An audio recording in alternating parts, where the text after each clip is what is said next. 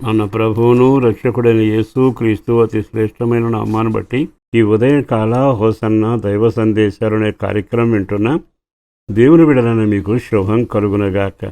నా దేవుని కరుణగలిగిన హస్తాన్ని నిన్ను నీ కుటుంబాన్ని మీ కలిగిన సొత్తంతటిని జీవనకరంగా ఆయన చేయునుగాక. ఈ శుభవేళ మీ క్షేమాన్ని కోరి నేను ఒక ప్రార్థన చేస్తాను. మీ కుటుంబం అంతా రక్షించబడాలి, ఆశీర్వదించబడాలి, ప్రార్థనలో పెంచబడాలి. చివరిలో ఆ ప్రార్థనలు మీరు ఏకీభవించండి.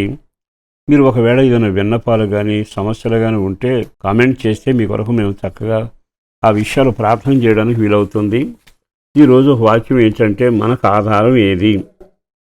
కొన్నిసార్లు డబ్బు ఆధారం, కొన్నిసార్లు బంగారం మనకు ఆధారం, కొన్నిసార్లు వ్యక్తుల ఆధారం, కొన్నిసార్లు ఒంటిలో ఓపిక ఆధారం. ఇవన్నీ నికరం కాదని కూడా తెలుసు. దేహంలో ఉన్న ఆరోగ్యమైన, ఓపికైనా, డబ్బైనా, గుర్రాలైనా, రథాలైనా ఎంతకాలం ఉంటాయి? అవన్నీ నశిస్తాయని ఉన్నాయిగా. అయితే మన వ్యక్తిగత జీవితంలో మనకు ఆధారమైన వాడు వ్యక్తి కానీ, శక్తి కానీ, వస్తువు కానీ అది గట్టితైతే ఆఖరి వరకు మనం ఉండగలం. మరి కుటుంబాల్లో ఎన్ని ఉన్నా, వ్యక్తులు ఎంతమంది ఉన్నా అంత ఆధారంగా ఉండటం లేదుగా. అందుకే మనుషులు కొంతకాలం అతిశయంగాను సంతోషంగాను ఆధారం ఉండి జీవిస్తారు. ఆధారం కుప్ప కూలిపోతే మనుషులు ఇక ముఖాలు వేలాడుతూ వేదన పడుతూనే ఉంటారు. బైబిల్లో వాక్యం ఈరోజు జ్ఞాపకం చేస్తాను. అదేమిటంటే యెషయా గ్రంథం 59:16. ఆయన నీతియే ఆయనకు ఆధారం, ఆయన నీతియే ఆయనకు ఆధారం. అంటే ఇప్పుడు మనకి ఈ వాక్యం ద్వారా ఆయన నీతి ఆయనకు ఆధారం అంటే ఆయన స్థిరంగా ఉండేవాడు. ఆయన నీతిని బట్టి నిరంతరం జీవిస్తూ తన పయనాన్ని సాగిస్తుంటే అట్టివాని మనం ఆశ్రయించామనుకోండి, అక్కడ రాయబడిన మాట ఏమిటి? ఆయన నీతియే ఆయనకు ఆధారం అంటే ఆయన స్థిరమైన వాడిగా ఉన్నాడు. మనం కానీ ఆయన దగ్గరకు వెళ్ళామనుకోండి, ఇనప మొక్క అయస్కాంతం ఆకర్షించినట్లుగా మనమేమో బలహీనులం, చేతగాని వాళ్ళం, సమర్థులం కాదు, చేయలేని వాడం, పరుగు తీయలేని మనం, ఊహకు మించిన ఆలోచనల చేత జీవితాన్ని పాడు చేసుకునేవాడం.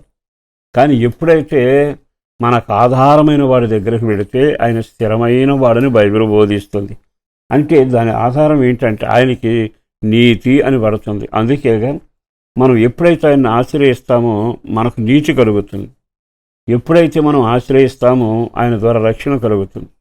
మనం ఎప్పుడైతే ఆయన ఆశ్రయిస్తామో ఆరోగ్యం కలుగుద్ది.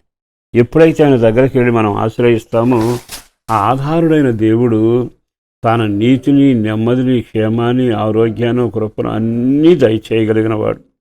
మరొకసారి ఈ విషయాన్ని మీ జ్ఞాపకం చేస్తాను. కారణం ఏమిటంటే, మనం ఎవరిని పట్టుకుని ఈ పైన సాగిస్తున్నామో ఆయన ఎవరో మనకు బాగా తెలుసుంటే మనం ధైర్యంగా అడుగులు వేయగలం.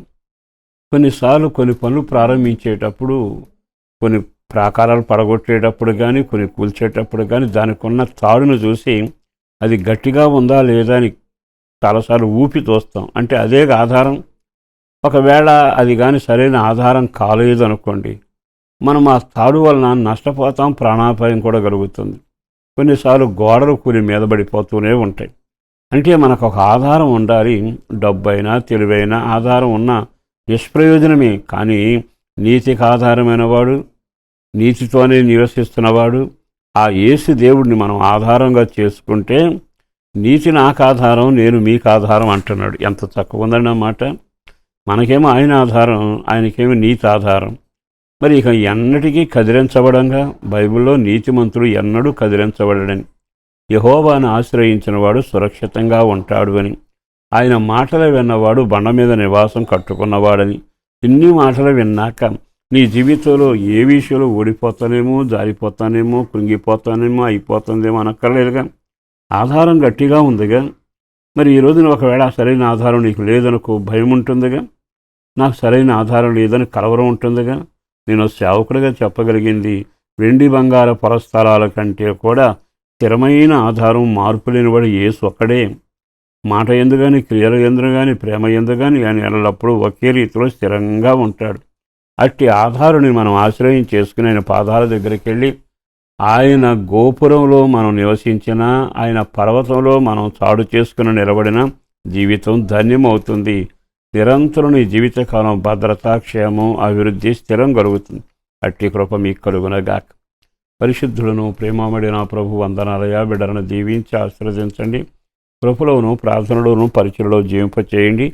ఆ కుటుంబాల క్షేమం కొరకు ప్రార్థన చేస్తున్నాం. పిల్లలు దీవించబడాలి. చదువులు, కాలేజీ సీట్ల విషయంలో, పెద్దల ఆరోగ్యం కొరకు, పసిపిల్లల క్షేమం కొరకు, అప్పుల విడుదల కొరకు, ఆరోగ్యం సమృద్ధిగా, ఆహారం నిండారులుగా ఉండినట్లుగా, లోటు అనే మాట ఇంట్లో లేకుండా పిల్లలను పెంచుకోవడానికి కృప దయచేయండి. చక్కని నివాసం కలుగు చేయండి. రక్షణ భాగ్యం కలుగు చేయండి. అన్నిటికంటే మా ఆధారమైన నిన్ను మాత్రమే మేము ఆశ్రయించి నడిచే కృప నాకు, మాకు, మా అందరికీ దయచేసి పేరు పేరున బిడ్డలను దీవించి రక్షణ భాగ్యంతో నడిపించమని యేసు పేరట వేడుచున్నాము తండ్రి. ఆమేన్.